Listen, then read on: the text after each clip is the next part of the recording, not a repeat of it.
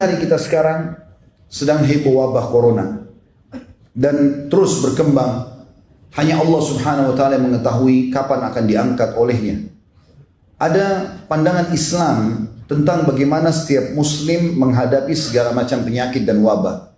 Dan kita di saat-saat sekarang saatnya untuk mempelajari masalah itu. Teman-teman sekalian, kita harus yakin dengan sabda Nabi SAW dalam hadis Bukhari. Beliau bersabda, "Ma'anzalallahu da'an illa anzalallahu lahu shifa." Allah tidak akan pernah menurunkan penyakit kecuali Allah turunkan kesembuhan bersamanya. Enggak ada kata-kata tidak ada kesembuhan. Enggak ada dalam Islam penyakit tidak ada obatnya, mustahil. Pasti ada. Itu sabda Nabi SAW dan tidak mungkin salah. Ini wahyu yang sudah diberikan kepada kita.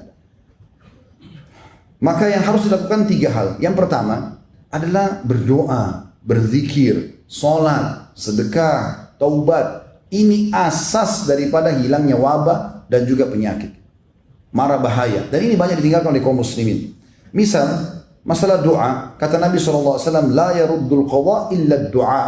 Tidak akan pernah ada yang bisa mengubah takdir kecuali doa. Kemudian Nabi SAW juga bersabda di dalam hadis riwayat Tirmidzi, "Inna doa yanfa'u mimma nazala wa mimma lam yanzil, fa'alaikum ibadallahi bid-du'a."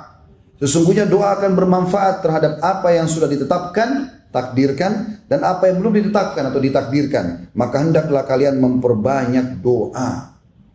Juga dalam sabda Nabi SAW tentang masalah doa, seperti misalnya doa keluar dari rumah.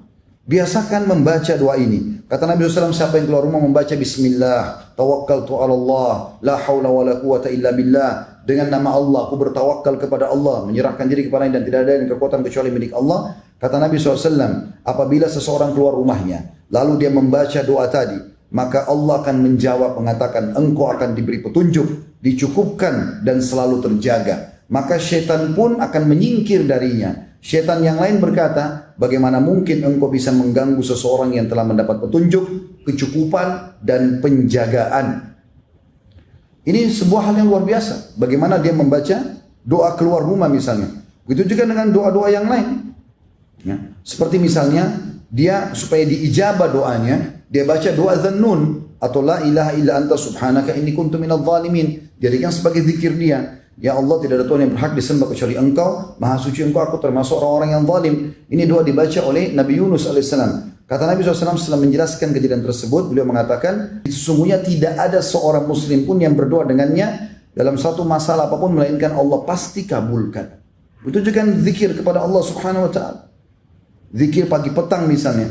Di antara zikir pagi petang bunyinya, a'udzu bikalimatillahi tammati min syarri ma khalaq. Hadis riwayat Muslim. Aku berlindung kepada Allah dengan kalimat-kalimat Allah yang sempurna dari segala yang buruk diciptakan. Kata Nabi SAW, siapa yang membaca ini 3 kali di pagi hari dan 3 kali di sore hari, ya, maka tidak akan ada mara bahaya yang akan memudaratkannya hingga sore hari. Kalau dia baca 3 hari pagi sampai sore dia aman. Dan kalau dia baca 3 kali sore hari, maka tidak akan ada mara bahaya yang akan memudaratkannya hingga pagi hari lagi. Dijaga oleh Allah Subhanahu wa ta'ala. Zikir yang pendek mudah diamalkan. Begitu juga dengan zikir pagi petang yang masyhur, walaupun semuanya hampir semuanya 80% intinya minta agar diberikan keselamatan. Di antaranya adalah Allahumma inni as'alukal afiyah fid dunya wal akhirah. Ya Allah, aku minta kepadamu keselamatan di dunia dan di akhirat dari segala macam bara bahaya termasuk wabah. Allahumma inni as'alukal afwa wal afiyata fi dini wa dunyaya wa ahli wa mali. Allahumma astur awrati wa amir rawati. Allahumma ahfadni min bayni yadayya wa min khalfi wa an yamini wa an shimali wa min fawqi wa a'udzu bi'azamatika an uqtala min tahti. Hadis sahih riwayat Ahmad. Yang artinya, Allah, sungguh aku memohon kepadamu keselamatan dunia di akhirat. Ya Allah, sungguhnya aku memohon kepadamu keselamatan dalam agamaku. Jangan sampai aku menyimpang. Kemudian juga keselamatan di duniaku, keselamatan di keluargaku, keselamatan di hartaku. Ya Allah, tutupilah aurat-auratku, maksudnya kekurangan-kekuranganku, dan tentramkanlah hatiku dari rasa takut. Ya Allah, peliharalah aku dari mukaku, dari belakangku, dari kananku, dari kiriku, dan dari atasku, dan aku berlindung dengan kemahabesaranmu agar aku tidak tergelincir ataupun kena gempah dari bawahku. Ini diantaranya saja, dan cukup banyak zikir-zikir. Ya. Di dalam hadis yang lain, ada seorang sahabat pernah datang kepada Nabi SAW lalu mengatakan, ya Rasul, di pagi hari, tadi malam saya disengat oleh kalajengking, berbisa. Ini sekarang bengkak semuanya, membiru kakinya. Kata Nabi SAW, "Ama law qulta hina amsait." Coba kau baca pada saat kau tiba sore hari semalam, "A'udzu bikalimatillahi tammati min syarri ma khalaq," lam tadurruk. Kalau seandainya tadi malam kau baca, aku berlindung kepada Allah dengan kalimat-kalimat Allah yang sempurna dari segala keburukan yang Dia telah ciptakan, maka tidak akan membahayakanmu. Hadis sahih diriwayatkan oleh Imam Muslim. Itu juga dengan sholat. Ada sholat teman-teman sekalian yang mungkin orang tidak banyak fahami, tapi sholat ini dikerjakan oleh Nabi SAW. Itu sholat yang sifatnya mutlak. Dikatakan dalam sebuah hadis hasan riwayat Ahmad dan Abu Daud, bahwasanya Nabi SAW setiap kali ada masalah yang dihadapi, pasti beliau langsung pergi sholat. Dan sholat ini sifatnya bukan duha, bukan sholat malam, bukan sholat wudu, bukan taubat. Antum wudu, sholat niat pendekatan diri kepada Allah. Ya, ini dibolehkan, dimutlakkan ya sholat ini. Dan ini dikerjakan. Begitu juga teman-teman memperbanyak amal soleh seperti sedekah. Ini banyak menghilangkan dari wabah dan permasalahan. Hadis Nabi SAW riwayat Tabarani dengan sanad sahih. Sesungguhnya semua perbuatan kebaikan, ketakwaan kepada Allah akan menjauhkan dari segala macam masalah berat atau yang buruk atau kejahatan. Dan sedekah secara sembunyi-sembunyi akan meredam murkanya Allah dan melanjutkan hubungan silaturahim, akan menambah panjangnya umur. Di dalam hadis yang lain kata Nabi SAW, ketahuilah bahwasanya sesungguhnya sedekah itu akan meredam murkahnya Allah. Jadi kalau Allah marah dengan menurunkan wabah dan segala macam hal, Allah bisa angkat murkahnya itu dengan sedekah kita. Dan juga Dia akan bisa menolak mati yang buruk. Di dalam hadis yang lain riwayat Al-Hakim kata Nabi SAW, semua perbuatan baik akan menjauhkan dari segala macam mara bahaya, gangguan-gangguan, hal-hal yang membinasakan. Dan orang yang suka buat kebaikan di dunia, maka mereka adalah orang-orang yang juga ma'ruf di akhirat. Termasuk teman-teman sekalian dianjurkan agar menutup wadah-wadah minum dan makan. Disebutkan dalam sebuah hadis, dan hadis ini juga adalah hadis yang sahih. Ya kan Imam Muslim. Saya langsung ke terjemahannya. Kata Nabi SAW, tutuplah bejana-bejana, rapatkanlah tempat-tempat minum. Karena pada saat orang-orang lagi tidur, ketika turunnya wabah atau di malam hari turun wabah, tidaklah ia melewati bejana yang tidak ditutup ataupun tempat minum yang tidak dirapatkan, kecuali ia akan masuk ke dalamnya. Wabah itu akan masuk. Makanya sunnah Nabi SAW adalah bagaimana kita menutup wadah-wadah minuman dan makanan kita. Kemudian kita masuk juga pengobatan dengan cara yang diajarkan oleh Nabi SAW. Seperti misalnya ruqyah syariah. Teman-teman yang mau lebih jauh bisa nonton insya Allah ceramah kami di YouTube tentang masalah ruqyah syariah. Dan ini ulama sudah sepakat mengatakan bukan hanya orang kena racun, sihir, tapi juga dia bisa mengobati segala macam masalah dan penyakit. Kemudian juga jangan pernah tinggalkan habbatus sauda. Sekarang beli di rumah, jintan hitam. Selalu kita dengar hadis Nabi SAW tapi tidak diamalkan. Hadis Bukhari Muslim, habbatus sauda, biji hitam atau jintan hitam itu adalah obat untuk semua penyakit kecuali kematian. Kalau mati juga bisa diobati, jintan hitam akan obati.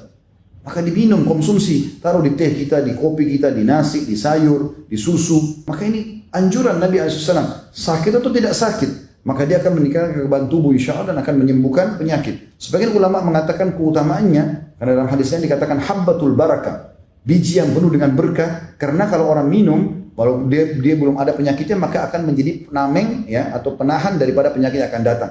Kalau dia sudah kena penyakit, maka akan membantu dia mengeluarkan dirinya dari penyakit tersebut. Begitu juga teman-teman sekalian dengan mengkonsumsi madu. Madu ini dikonsumsi, tapi bukan air madu, madunya dikonsumsi. Ada orang punya 1 kilo madu, 1 tahun baru habis. Diminum madu itu, jadi madu tanpa dicampur apa-apa. Itu baru manfaatnya besar. Tapi banyak orang 1 sendok makan ditaruh di 1 botol air 1 liter. Sehingga jadi air madu, bukan madunya. Madu dikonsumsi. Dan Nabi SAW pastikan, kesembuhan pasti di 3 hal. Yaitu konsumsi madu, kemudian sayapan bekam, dan juga kai atau besi panas yang ditempelkan di tubuh. Dan aku melarang umatku menggunakan kai. Dalam riwayat lain, jadikan kai sebagai obat terakhir kalian. Maka madu juga begitu. Dan kita tahu dalam Al-Quran, dalam surah An-Nahl khusus, ya, surah nomor 16, Allah berfirman di ayat 68 dan juga ayat 69-nya. A'udzu billahi minasyaitonir rajim. Wa auha rabbuka ilan nahli an ittakhidhi minal jibali buyutan wa minasyajari wa mimma ya'rishun. Dan Allah mewahyukan kepada lebah-lebah agar menjadikan gunung-gunung sebagai rumahmu atau rumah-rumah kalian, dan juga dari pohon-pohon dan apa yang dibuat oleh manusia. Itu ayat 68. Ayat 69-nya, "Tsumma kuli min kulli tsamarat."